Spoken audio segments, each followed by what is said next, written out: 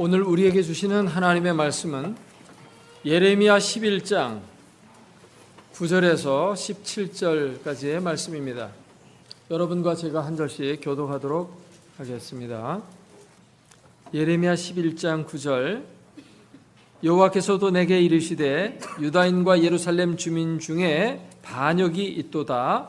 그들이 내 말 듣기를 거절한 자기들의 손조의 죄악으로 돌아가서 다른 신들을 따라 숨겼습니다. 이스라엘 집과 유다 집이 내가 그들의 주상들과 맺은 언약을 깨뜨렸도다. 그러므로 나 여호와가 이와 같이 말하노라. 보라, 내가 재앙을 그들에게 내리리니 그들이 피할 수 없을 것이라. 그들이 내게 부르짖을지라도 내가 듣지 아니할 것인즉 유다 성읍들과 예루살렘 주민이 그 분향하는 신들에게 가서 부르짖을지라도 그 신들이 그 고난 가운데에서 절대로 그들을 구원하지 못하리라. 유다야, 네 신들이 네 성읍의 수와 같도다. 너희가 예루살렘 거리의 수대로 그 수치스러운 물건의 제단 곧 바알에게 분향하는 제단을 쌓았도다.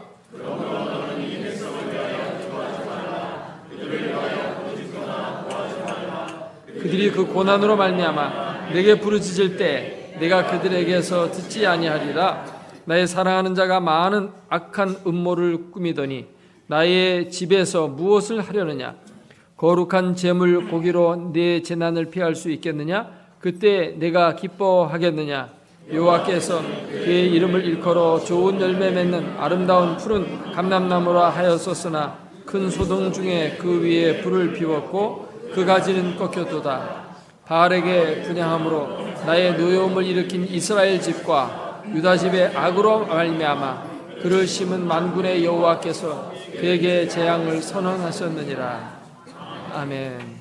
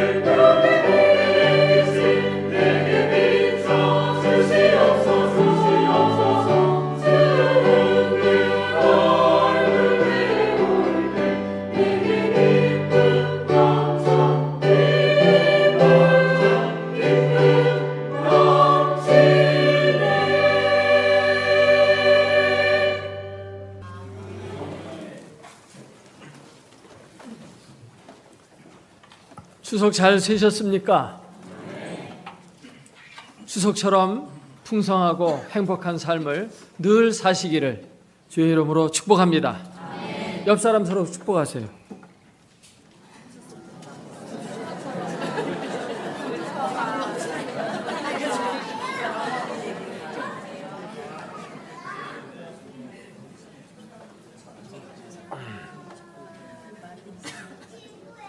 주일학교 선생님이 아이들에게 우상에 대해서 가르친 후에 혹시 집에 우상이 있다면 한번 말해보라고 했습니다. 그러자 한 어린이가 얘기했습니다. 우리 집에는 성모 마리아상이 있어요. 우리 엄마는 매일 아침 그 마리아상 앞에 가서 절을 해요. 그래요. 마리아상 그거 우상입니다.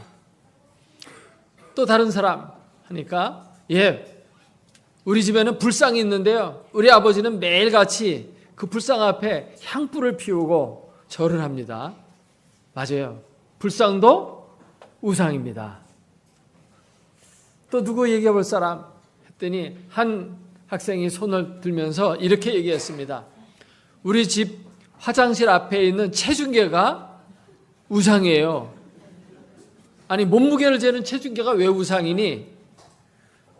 우리 엄마가요, 아침마다 그 체중계에 올라가서 오 하나님 맙소사 하나님을 불러요.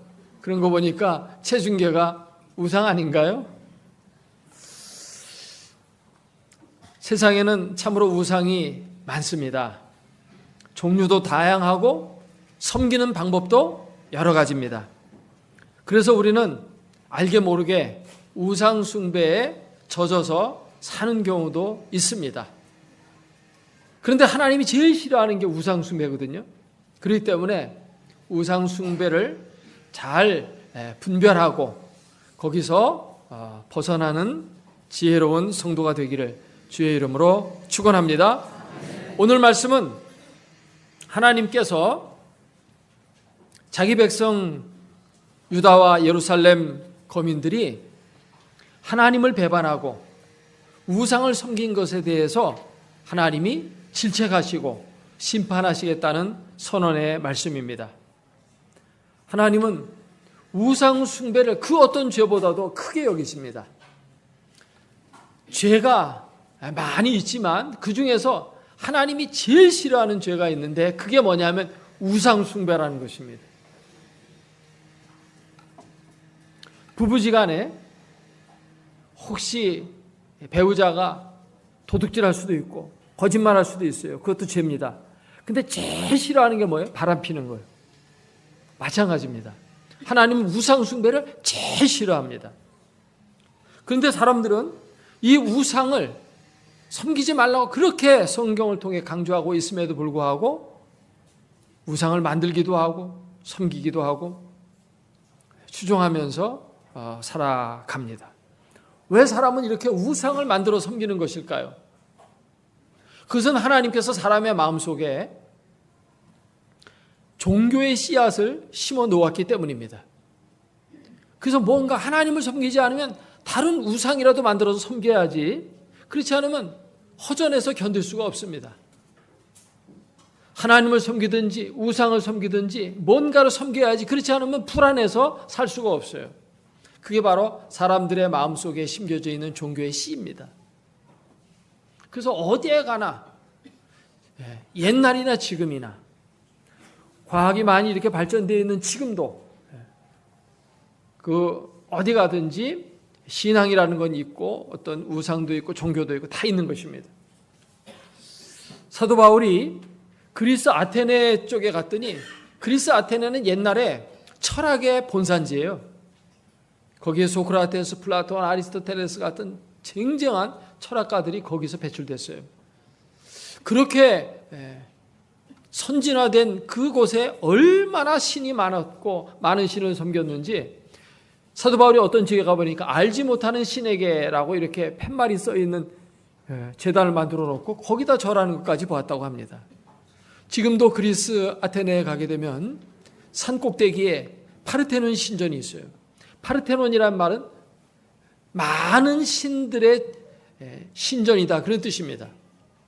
파르라는 말이 많다, 수도 없이 많다.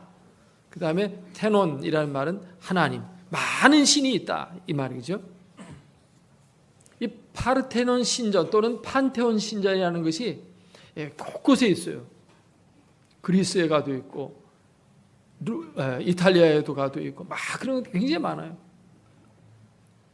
이렇게 사람들은 뭔가 하나님 아니면 우상이든지 뭐든지 섬기려고 합니다. 그러므로 중간지대는 없어요. 하나님도 안 믿고 우상도 안 섬기고 중간에 있는 그런 상황은 결코 존재하지 않는다는 것입니다. 이것이냐 저것이냐 둘 중에 하나라는 것입니다. 여러분은 어디에 서 있습니까? 믿음 위에 견고히 서 있는 줄로 믿습니다. 하나님이 우상에 대해서 굉장히 싫어하시고 그것에 대해서 심판하시는데, 하나님께서 오늘 말씀을 보니까 우상 숭배에 대해서 싫어하시는 그 이유를 우리에게 몇 가지로 알려주고 있습니다. 첫 번째로는 우상 숭배는 하나님께 대한 반역이기 때문에 싫어하는 것입니다. 9절 말씀해 보니까 여호와께서 또 내게 이르시되 유다인과 예루살렘 주민 중에 뭐가 있도다? 반역이 있도다. 이 반역은 하나님과의 언약을 깨뜨리는 거예요. 10절 말씀해 보니까 그들이 내 말 듣기를 거절한 자기들의 선조의 죄악으로 돌아가서 다른 신들을 따라 섬겼은즉 이스라엘 집과 유다 집이 내가 그들의 조상들과 맺은 뭐를 깨뜨렸다? 언약을 깨뜨렸다. 하나님과 언약을 맺은 것이 바로 이스라엘 백성이거든요. 그러면 하나님 앞에 믿음을 지켜야 했어요. 이 언약이라는 것은 고대 근동 사회에서 특별히 피와 죽음의 맹세입니다. 언약을 맺고 난다면 죽기 전까지는 절대 그것을 깨뜨릴 수 없어요. 이것은 마치 결혼 예식과도 비슷해요. 죽을 때까지 그 결혼은 깨뜨리면 안 되듯이 이 언약도 깨뜨리면 안 되는 것입니다. 고대 근동 사회에서 특별히 하나님의 언약은 종주권 계약과 그 형태가 동일하다고 합니다. 이 종주권 계약이라는 것은 두 나라가 전쟁을 했을 때 한 나라가 이기고 한 나라가 지면 진 나라와 이긴 나라 사이에 이제 조약이 맺어지는데, 그 조약은 뭐냐면 큰 나라는 작은 나라를 이제 보호해주고 지켜주는 그런 약속을 하게 되고, 거기서 패전한 약소국은 그 대국을 향해서 매년 조공을 바칩니다. 금은 보화를 바치고 곡식을 갖다 바치고 그 다음에 소년 소녀들을 일정 숫자대로 이렇게 바치게 됩니다. 소년들은 데려가서 거세를 시켜가지고 그 왕궁에서 환관으로 쓰고, 처녀들은 이제 시종으로 거기서 이제 쓰게 되죠. 그렇게 해서 바치는 그런 조약이 이렇게 체결됩니다. 근데 만일 약소국에서 그 조약을 파기하고 조공을 바치지 않다거나 다른 나라와 맹약을 하고 그 나라를 배반하게 되면 다시 전쟁이 일어나는 것입니다. 그러면 큰 나라에서 와서 작은 나라를 다시 쑥밭으로 만들어가지고 왕을 폐위시키고 다른 왕을 거기다 또 세우고 자기에게 순종 잘하는 그런 나라로 만들죠. 이런 특성을 가지고 있다는 것입니다. 그래서 언약을 깨뜨린다는 것은 배반하는 것이요 반역하는 거라고 이렇게 성경은 말씀하고 있습니다. 그런데 하나님과 우리 사이의 언약, 자기 백성과 하나님 사이의 그 언약이라는 것은 고대 사회의 이 종주권 언약과는 조금 성격이 달라요. 그건 뭐냐면 약소국은 어떻게 보면 이 계약을 통해서 손해보는 겁니다. 그렇기 때문에 강대국이 뭔가 내분이 일어나거나 국력이 약해지기를 간절히 바라요. 그래가지고 국력이 약해지면 그 틈을 타가지고 독립해버리거든요. 그리고 몰래 국력을 키우고 몰래 군사력을 증강시킵니다. 그 군사 제도와 병력의 숫자와 이런 거를 매번 그 대국에다 갖다가 보고를 하게 돼 있어요.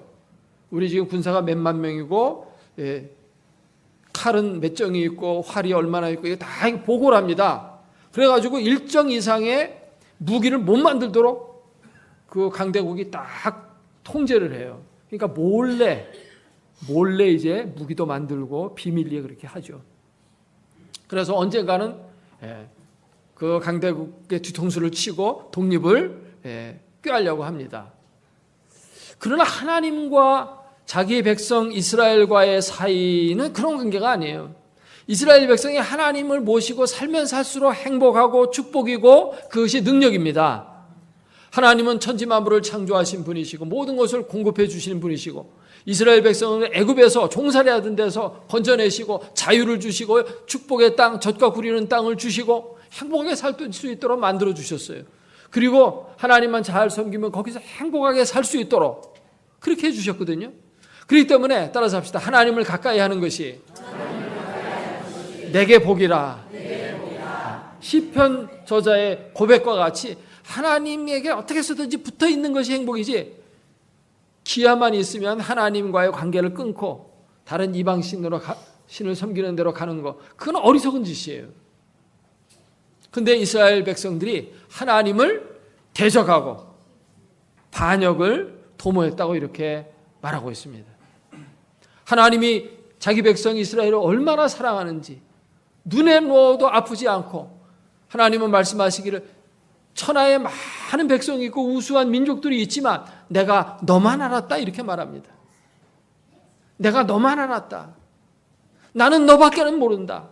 그렇게 이 유다 백성을 하나님은 사랑하셨어요. 그럼에도 불구하고 그것을 거부하고 반역을 도모한 것이죠. 그렇기 때문에 하나님은 진노의 심판을 그들에게 내리실 수밖에 없는 것입니다. 성경에 보면 반역 사건의 대표적인 예가 있는데, 그게 뭐냐면 압살롬의 반역입니다. 이 압살롬은 아버지의 사랑을 참 많이 받고 자랐던 아들이었어요. 그럼에도 불구하고 이 아들이 아버지를 죽이고 자기가 그 왕의 자리에 올라가려고 반역을 시도했어요. 참으로 페류나가 아닐 수 없습니다.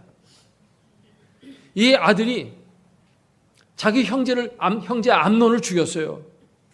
그러니까 아버지가 굉장히 화가 났지만 용서해 주었습니다.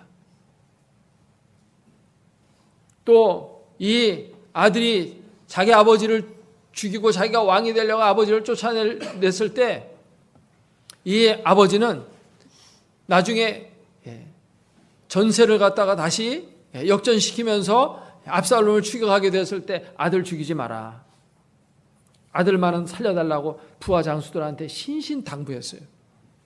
그러나 그 부하들이 왕의 명령을 따르지 않고 압살롬을 죽이거든요. 그래서 이 압살롬은 죽었다는 그 소리를 듣게 됐을 때 아버지가 이렇게 말해요. 압살롬, 내 아들 압살롬아, 차라리 내가 죽었더라면, 하면서 막 울어요. 자기를 반역하고 자기를 죽이려고 했던 아들, 차라리 그 아들을 향해서 차라리 내가 죽었더라면 좋겠다라고 하는 이런 사랑의 마음을 가지고 아버지가 그 압살롬을 대했어요. 근데 압살롬은 그런 마음이 전혀 없었던 것이죠. 사실 압살롬은 이웃나라 공주의 아들로서 아주 인물이 잘생기고 아주 똑똑하고 많은 사람이 이 압살롬을 따랐어요. 그렇기 때문에 아버지와의 관계만 좋게 잘 지내고 있었다면 아마 솔로몬이 왕이 되지 않고 이 압살롬이 왕이 됐을 거예요. 그런데 아버지를 버리게 되니까 결국은 어떻게 됩니까? 인생 망치고 패망으로 끝나고 말았잖아요.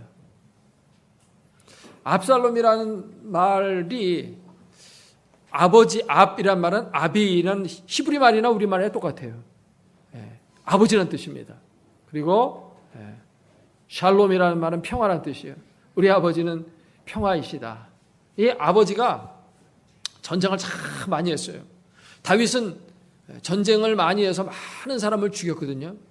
그 피를 많이 흘린 이 아버지가 아들을 이제 낳고 난 다음에 자기의 마음을 담아서 압살롬이라는 이름을 지어준 거예요. 근데 그게 우리나라 압살롬 말처럼 돼버렸어요. 압살롬, 아버지를 살해할 놈, 이렇게 돼버린 거예요.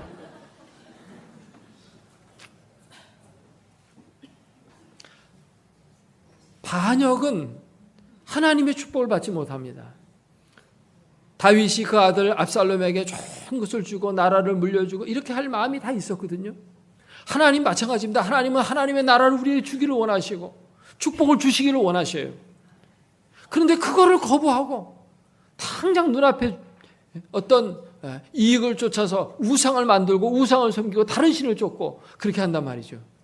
그게 하나님이 보실 때 너무 답답한 거예요. 그래서 우상 섬기지 마라, 이렇게 말씀하시는 줄로 믿습니다. 또 하나님께서 우상을 섬기지 말도록 하시는 이유는 우상이 사람을 구원하지 못하기 때문입니다. 12절 말씀해 보니까 유다 성읍들과 예루살렘 주민이 그 분향한 신들에 가서 부르짖을지라도 그 신들이 그 고난 가운데서 절대로 그들을 뭐하지 못하리라? 구원하지 못하리라. 우상에 가서 암만 분향해봐야 그 우상이 너희를 구원해내지 못한다는 것입니다. 아멘입니까? 네. 저는 말씀을 준비하면서 문득 우상이라는 말과 비슷한 우산이라는 단어가 떠올랐어요, 머리에. 그래서 한번 비교를 해봤어요. 우산과 우상은 다 사람이 만드는 겁니다.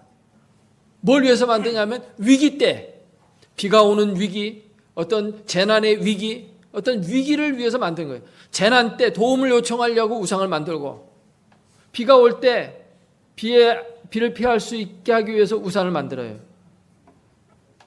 근데 정작 이걸 만들어 놓고서 위기가 닥쳐왔을 때, 비가 올 때 우산은 딱 피면 비를 가려줍니다. 도움이 돼요.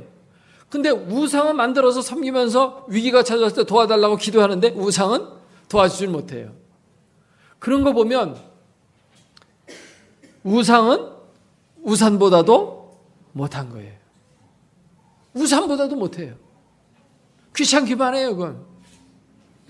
뿐만 아니라 우산은 내가 마음대로 다스릴 수 있어요. 그러나 우상은 어떻게 됩니까? 우상은 내가 만들어 놓고 내가 우상한테 절하면서 우상의 종이 되어버려요. 그러니까 따라서 합시다. 우상은 우산보다 못하다. 네. 우산보다 못한 게 우상이에요. 그런 우상 뭐하러 만들었냐? 너희는 우상 만들어서 거기에 종살이하는 거 내가 원하지 않는다는 것입니다.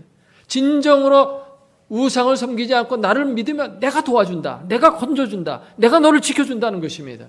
그렇기 때문에 너를 지키지 못하는 그 우상에게 가지 말라고 이렇게 말씀하시는 줄로 믿습니다. 그리고 여기 우상은 구원만 못하는 게 아니라 수치스러운 물건이라고 했어요. 13절에 보니까 유다야 내 신들이 내 성의 수와 같도다. 너희가 예루살렘 거리의 수대로 그 뭡니까? 수치스러운 물건. 그 수치스러운 물건의 제단, 곧 바알에게 분향하는 제단을 쌓았다. 바알이 뭐라는 것입니까? 수치스러운 물건이라는 것입니다. 바알은 물건이에요. 신이 아니에요. 수치스러운 물건입니다. 물건 중에서도. 부끄러운 거예요. 이 부끄러운 물건은 그 부끄러운 물건을 섬기는 자를 부끄럽게 만드는 물건이에요. 마귀는 우상을 섬기게 해가지고 그 수치스러운 우상을 따르게 함으로 말미암아 그 우상을 따르는 자로 하여금 수치스러운 인생이 되게 만들어버립니다. 에덴 동산에서 아담과 하와가 마귀의 유혹을 받아가지고 선악과를 따먹어요. 따먹고 난 다음에 어떻게 했습니까? 제일 먼저 나타난 현상이 뭐였어요? 수치스러웠어요. 자기들이 벌거벗은 걸 보고 동산 숲속에 들어가서 숨었습니다. 수치스러워졌어요. 마귀는 이렇게 우리를 수치스러운 인생으로 끌고 갑니다. 우리 인생을 부끄럽고 추하게 이끌고 가는 것이 마귀요, 우상이요. 아멘입니까? 근데 반대로 하나님은 어떻습니까? 하나님은 사람을 만드시되 하나님의 형상대로 만드시고 성경에 보니까 영광과 존귀로 관을 씌워주셨다. 아멘? 하나님은 우리를 이렇게 영광스럽게 만들어 가시는 분이시고 마귀는 우리를 수치스럽게 만들어 갑니다. 그렇기 때문에 너희가 영광스러운 존재로 살아라는 것입니다. 수치스러운 우상 따라가다가 수치스러운 인생 되지 말라는 거예요. 그래서 하나님은 우상 숭배를 그토록 혐오하시고 금지하시는 줄로 믿습니다. 하나님은 우리를 만드신 분이세요. 우리를 만드신 하나님은 우리를 참으로 사랑하셔요. 부모가 자식을 사랑하듯이 부모가 자식을 만들으니까 자식을 이렇게 사랑하는 거예요. 그렇게 하나님은 우리를 사랑하십니다. 그러나 우상은 우리를 만든 신이 아니라 만들어진 신이에요. 그렇기 때문에 우리가 사랑만 받을 뿐 우리에게 사랑을 주지도 못하고 도움도 주지 못하는 것입니다. 하나님은 창조주이시고 우상은 피조물이라는 것입니다. 하나님을 섬기지 않으면 이 우상을 섬기게 되어 있어요. 조심해야 됩니다. 하나님께서 우상을 섬기지 말라고 하신 세 번째 이유는 무엇이냐면, 우상을 섬기면 그 우상에 따르는 부패한 윤리 행동을 하는 삶을 살기 때문입니다. 모든 종교에는 다 윤리라는 것이 있습니다. 이슬람교에는 일부 다처제라고 하는 그 윤리가 있어요. 그래서 이슬람교를 믿는 사람은 일부 다처제를 통해서 많은 아내를 데리고 살아도 전혀 양심에 가책도 없고, 가책을 안 받으면 마음이 편안합니다. 부끄럽지도 않습니다. 이슬람 국가에서는 아예 법으로 그것을 허용을 해놨기 때문에 법에 저촉되지도 않습니다. 그런데 우리나라에 이슬람 믿는 사람들이 이렇게 많이 들어와 살고 있는데요. 그들이 한국 여성을 이렇게 꼬셔가지고 결혼해서 삽니다. 근데 나중에 알고 보니까 저기 그 중동 지역에 거기 자기 부인이 또 있어요. 그래도 이 사람은 전혀 양심의 가책을 안 느끼고 일부 다처제인데 뭐 그래 결혼하는 겁니다. 속이고 하는 거예요. 나중에 알고 뭐 울고불고 하지만 그건 뭐 어쩔 수가 없는 거죠. 이미 벌써 결혼식 다 올리고. 그래 피해를 보는 여성들이 참 많이 있습니다. 유교도 나름대로의 윤리가 있어요. 남존여비 사상이 유교의 근본 사상입니다. 그래서 남자가 아내를 하녀 다루듯이 다룹니다. 밥도 부뚜막에서 먹어야 되고, 남자들끼리 따로 먹고 여자는 저 밑에 상에서 먹고, 먹다 남은 거 먹고. 그래도 그냥 그게 당연한 거예요. 양심의 가책이 전혀 생기질 않습니다. 이렇게 종교와 윤리는 연결이 되어져 있어요. 근데 특별히 이스라엘 사람들이 섬기던 이 우상은 뭐냐면 바알신이거든요. 바알신은 고대 근동 지역에 주로 섬기던 신이었어요. 바알신이. 고대 근동 지역의 그 사람이 사는 지역을 이렇게 보면 비옥한 초승달 모양의 그 형태를 띠고 있는데, 그 남쪽은 이제 주로 사막 지역이고, 근데 거기에 전부 거기서 발굴되는 거 보면 그쪽 지역에 전부 바알신을 섬겼거든요. 근데 이 바알신의 윤리적 특징은 한마디로 말하면 이기주의입니다. 자기밖에 모르는 거예요. 그러니까 그런 윤리가 있어요. 오늘 말씀에 여기 보면 15절에 나의 사랑하는 자가 많은 악한 음모를 꾸미더니 나의 집에서 무엇을 하려냐? 거룩한 제물고기로 내 재난을 피할 수 있겠느냐? 그때 네가 기뻐하겠느냐? 악한 음모를 꾸며요. 그러니까 죄를 짓고 악한 일을 하면서 또 그 신 앞에 가서 제물로 제사는 또 드려요. 이게 합당하냐는 것이죠. 그냥 잘못됐다는 것입니다. 바알 신앙의 윤리는 바알 신화에 잘 나타나 있습니다. 바알 신화를 보면 바알은 농사를 주관하는, 비가 오게 하고 비바람이 오게 하는 폭풍우를 주관하는 신이거든요. 그래서 오른손에는 번개를 잡고 있고 왼손에는 천둥을 쥐고 있고 구름을 타고 다니는 신이에요. 이 신은 당시 그 지역의 최고의 신인 엘신의 아들이거든요. 그 부인은 아세라인데 이 엘신과 아세라 사이에 70명의 아들이 있습니다. 그 중에 하나예요. 근데 이 엘신은 명목상의 신일 뿐 세상 역사에 별로 관여를 하지 않습니다. 그래서 실질적으로 그 땅을 다스리는 신은 어떤 신이냐면 이 엘신의 아들들이 다스리는 거예요. 근데 이 엘신의 아들들 중에서 이 바알이라는 신이 자기 영역만 다스리는 것으로는 만족을 못해요. 그래서 다른 형제들을 다 쳐 죽입니다. 그래가지고 영토를 차츰차츰 넓혀요. 그래가지고 바다를 다스리는 신이 얌신이라는 신이 있는데 얌신과 싸워가지고 얌신도 죽입니다. 그래서 해상권까지 장악합니다. 그래서 모든 권력을 다 장악해요. 산과 바다와 들녘의 모든 권한을 이 바알신이 장악을 하면서 다스리게 됩니다. 그런데 이 바알신이 죽음의 세계까지 자기가 다스리고 싶은 거예요. 그래서 죽음의 신이 누구냐면 그것도 역시 엘신의 아들 가운데 모트라고 하는 신이 있는데, 모트라고 하는 신과 이제 전쟁을 하게 되죠. 싸워가지고 거기서 이제 이기면 죽음의 세계까지 관장하는 정말 절대 권력자로 이제 생과 사까지 주관하는 그러한 신이 되는 거예요. 근데 이 모트 신과 싸워서 거기서 패배를 합니다. 그리고 죽게 돼요. 그래서 농경신이 죽고 비바람을 내리는 신이 죽어버리니까 어떻게 됩니까? 땅에는 비가 오지 않아요. 그래서 이스라엘 땅에 건기가 시작이 됩니다. 6개월 동안. 근데 그 아내가 되는 신이 있어요. 아스다롯인데, 이 아스다롯은 전쟁의 신이에요. 사냥을 좋아해요. 말을 타고 사냥을 다니면서 짐승을 잡고 또 전쟁을 해가지고 많은 피를 흘려요.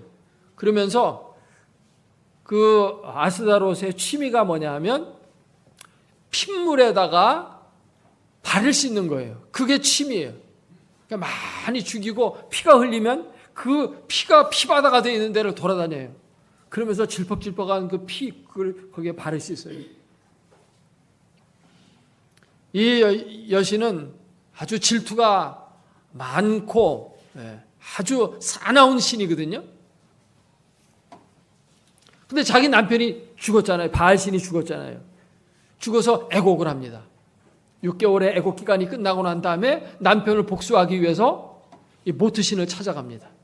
이 죽음의 신과 대결을 벌이는데 워낙 싸움을 잘하는 여신이기 때문에 그 모트신을 죽여요.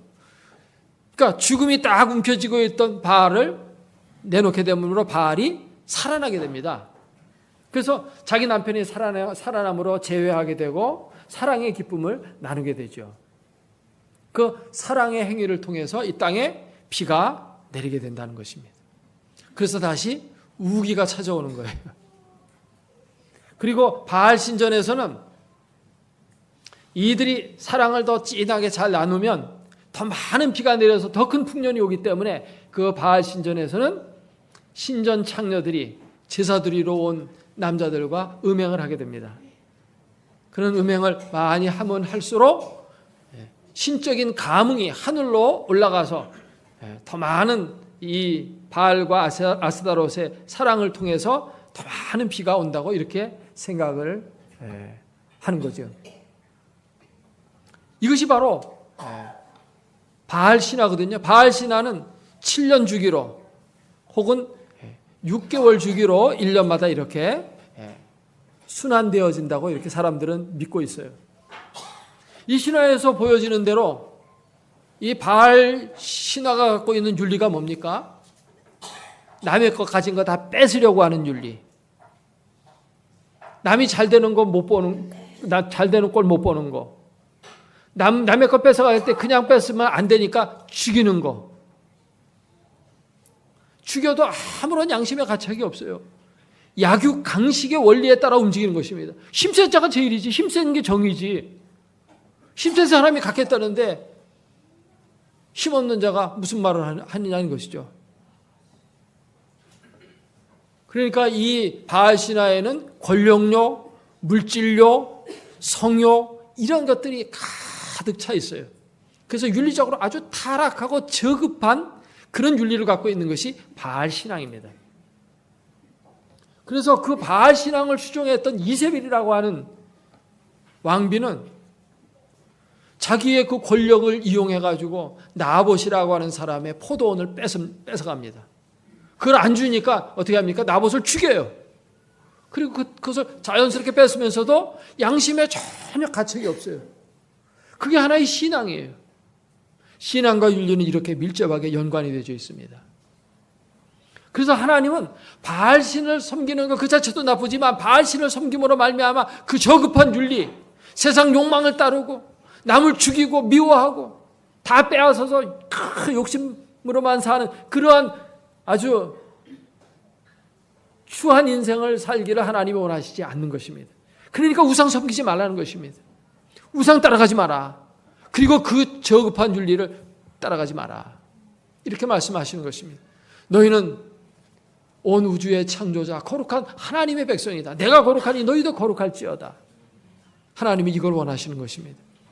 기독교 윤리는 예수 그리스도 안에 잘 나타나 있어요.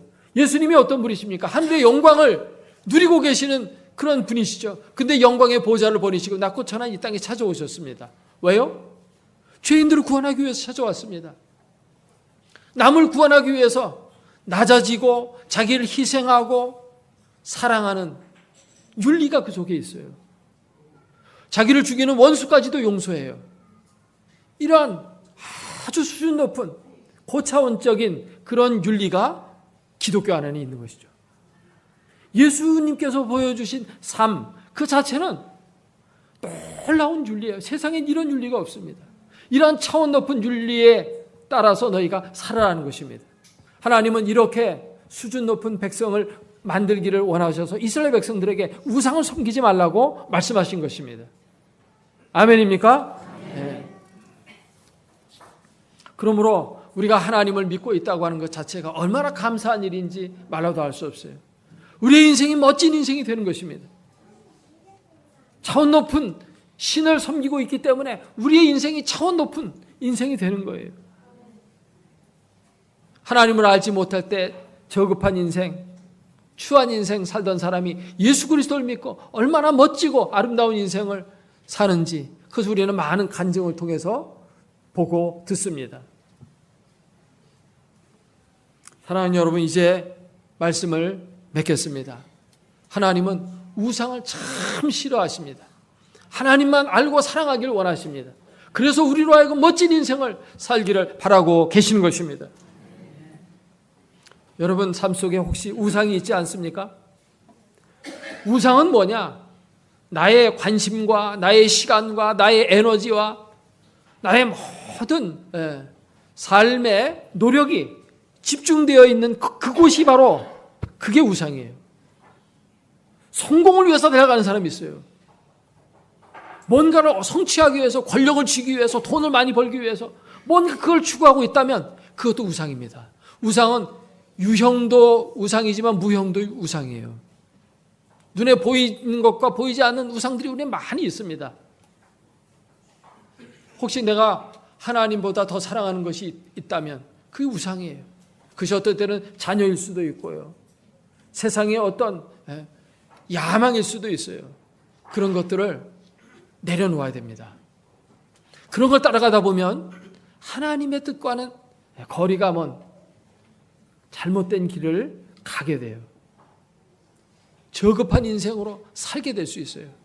그렇기 때문에 그런 것들을 다 내려놓고 오직 하나님만 바라보고 예수님께서 우리에게 보여주신 그 길만 따라서 나가야 할 줄로 믿습니다. 날마다 예수님을 우리의 삶 속에 주인으로 모시고 예수님이라면 어떻게 하실까? 예수님과 같은 그러한 생각과 행동으로 살아간다면 우리는 아주 고등한 윤리를 가지고 살게 되고 하나님 기뻐하시는 하나님만 제대로 믿는 신앙인이 될 줄로 믿습니다. 신앙과 윤리는 이렇게 연결되어져 있어요. 우리가 예수님을 믿는다고 하면서 세상 사람들과 똑같이 살아간다면 그것은 하나님을 제대로 믿는 것이 아니라는 것입니다. 하나님은 우리에게 정말 하나님의 나라를 주시길 원하시고 복을 주시길 원하시고 멋진 인생 주시기를 원하셔요. 그래서 우상을 버리라고 말씀하시며 오직 하나님 이외에 다른 신을 두지 말라고 말씀하십니다. 하나님을 더 알고 사랑함으로 복되고 아름다운 인생 살아가시는 여러분 되시기를 주의 이름으로 축복합니다. 같이 기도하겠습니다. 오늘 주신 말씀 생각하며 통성으로 기도합니다.